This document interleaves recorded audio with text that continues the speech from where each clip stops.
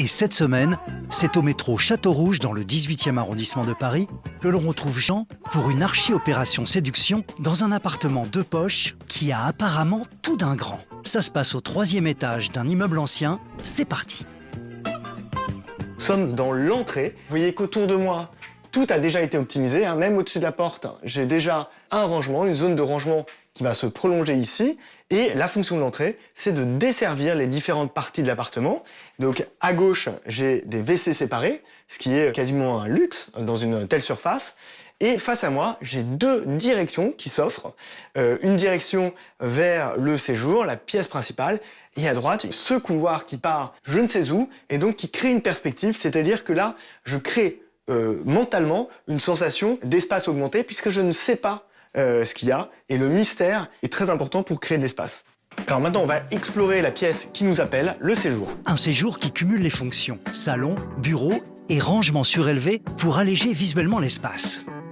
Donc vous voyez, avec ce séjour monofonction, eh bien, on a réussi à recréer de l'espace en le dégageant de ces éléments techniques qui pouvaient empiéter dessus, notamment le couchage. Et donc derrière cette arche, eh bien là j'ai un véritable couchage et qui est isolé du salon par une séparation plus que symbolique, puisqu'il faut monter 3 degrés pour y arriver. Et en même temps, c'est pas complètement gratuit, puisque en fait cette profondeur va aussi être exploitée pour à nouveau créer du rangement. Il faut juste un peu déménager la bibliothèque, mais on va le faire. Alors là-dessous, j'ai effectivement toute la profondeur du lit pour mettre toutes les choses dont je me sers peu, mais dont j'ai quand même besoin. Regardez-moi ça, c'est incroyable, incroyable. Et voilà. Juste à côté, une chambre rose poudrée, certes pas plus grande qu'un lit, mais qui a néanmoins du coffre grâce au placard suspendu au-dessus du lit. Pratique pour créer du rangement sans prendre de la place au sol. C'est vraiment une petite alcôve. Et au fond, j'ai une vitre en verre flûte, et donc qui va prendre la lumière d'ici pour la faire circuler ailleurs dans ce qui est aujourd'hui un véritable appartement, un espace caché à nouveau à explorer ensemble. Mais avant de découvrir cette pièce mystère, Damien, notre expert design, a repéré sur le chemin un fauteuil qui mérite apparemment qu'on se pose dessus le temps d'une petite minute. Alors, Damien va-t-il encore asseoir son expertise design? Alors là, j'aperçois un fauteuil qui est clairement inspiré du modèle Orange Slice de Pierre Paulin.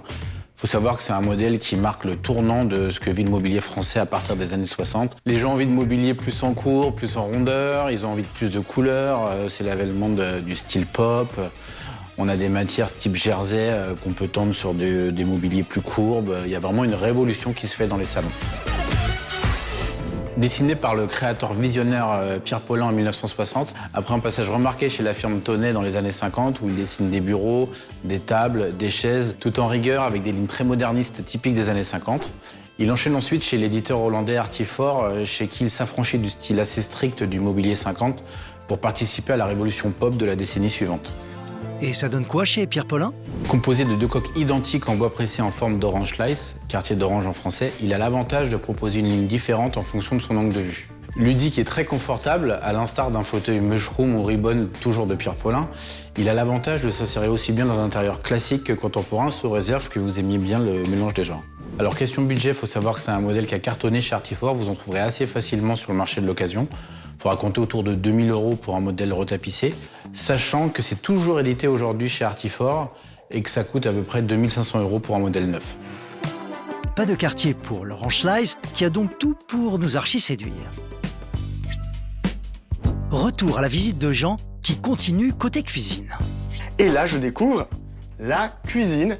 Alors une cuisine que je qualifierais de cuisine minceur, hein. Mais voilà, j'ai quand même du linéaire, hein. Donc ici, on a d'ailleurs tout inversé dans le sens de la longueur, vous voyez. Et comme on est dans un espace finalement assez étroit, et bien là, la crédence miroir prend tout son sens. Donc évidemment, cette cuisine, elle a un côté un petit peu radical, ça ne conviendra pas à tout le monde, mais en tout cas, pour une personne qui souhaitait absolument dégager la zone de vie au maximum de toutes les contraintes techniques, eh bien ça fonctionne, on peut quand même le faire.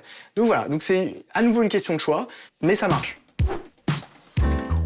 Alors maintenant, vous voyez, je découvre une porte à galandage à structure métallique vert flûté qui fait pénétrer la lumière en 3e jour dans cette cuisine. Donc on a travaillé les perspectives. Vous voyez que là, je récupère à travers cette porte vitrée, eh bien, la lumière qui passe depuis la chambre qu'on a vue tout à l'heure.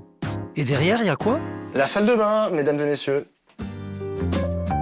Derrière cet appartement de poche plein de surprises se cache l'architecte Camille Saucereau de l'agence Rosso Studio.